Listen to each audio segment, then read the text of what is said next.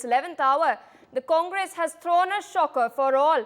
It was earlier expected that Rahul Gandhi would be making an all-out bid to win back Amethi, but he is announced as the party candidate from Raebareli, which is the seat vacated recently by his mother Sonia Gandhi when she moved to the Rajya Sabha. In Amethi, meanwhile, the Congress has fielded Kishori Lal Sharma, who is a long-time loyalist of the Gandhi family. But what is really interesting is, amid the furor created over these moves by the Congress party, Priyanka Gandhi is not contesting the 2024 Lok Sabha polls.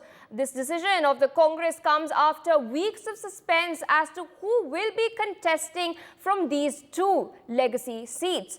Meanwhile, a political war of words has erupted over this decision. Earlier, Prime Minister Modi had twisted the taunt of Rahul Gandhi, saying that the Congress leader should not be scared and should not run away. Meanwhile, Congress President Mallikarjun Kharge has responded to PM Modi's jibe and stated that there are other leaders as well who have filed their nomination from two seats, and the Prime Minister should not indulge in a petty talk as well. Let's in fact listen in to this war of words.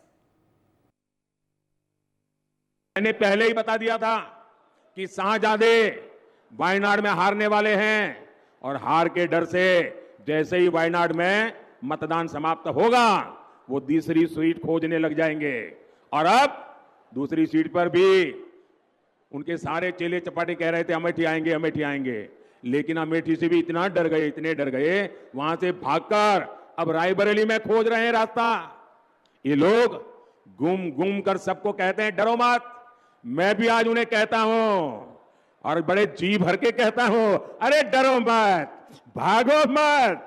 तो ये चिल्लर बातें जो करते हैं और अपने गरिमा को छोड़ के बाहर करते हैं, इन लोगों को रिप्लाई देने में कोई ये नहीं। कौन डरता है? एक अब इतने लोग, पहले आडवाणी दो जगह से नहीं भरते थे, वाजपेयी नहीं भरते थे, और कितने लोग दो जगह पे भरे, इन्हों खुद भरे ना पहले। देखो ऐसी बात, छोटी बातें करके वो छोटा बनना चाहते हैं। All right, there, of course, you've heard what the Prime Minister and what the AICC President have to say. They are trading barbs. And joining us this morning live from Raebareli to explain more as to what is exactly happening is my colleague Kanika Katiyar. Kanika, the storm over Rahul Gandhi opting to contest from Raebareli after polls in Wayanad is already over, is now escalating. Prime Minister Modi, of course, foraying into the political slugfest that has exploded. And now Mallikarjun Kharge has hit back. Wayanad से लड़ने के बाद अब राहुल गांधी ने अपनी चुनावी संसदीय seat यानी कि जो परंपरागत सीट है रायबरेली का रुख किया है। इस वक्त मेरी मौजूदगी जो है वो रायबरेली में है और राहुल गांधी जो है रायबरेली से चुनाव लड़ने जा रहे हैं। यानी कि कल उन्होंने औपचारिक ऐलान किया कांग्रेस पार्टी ने और कल उन्होंने यहाँ से नामांकन दाखिल किया। राहुल गांधी ने इस बार अमेठी छोड़ रायबरेली का रुख किया है, जिसको लेकर लगातार बीजेपी जो है वो हमलावर है। खुद प्रधानमंत्री नरेंद्र मोदी बार बार इस बात का जिक्र कर चुके हैं कि कांग्रेस पार्टी हो या गांधी परिवार को बार बार भागता रहता है और अलग अलग सीटों को चेंज करता रहता है। तो कहीं ना कहीं इस मूवमेंट पे, इस फैसले पे कांग्रेस पार्टी के तमाम जो बीजेपी के नेता हैं, इवन प्रधानमंत्री नरेंद्र मोदी जो है वो लगातार हमलावर है।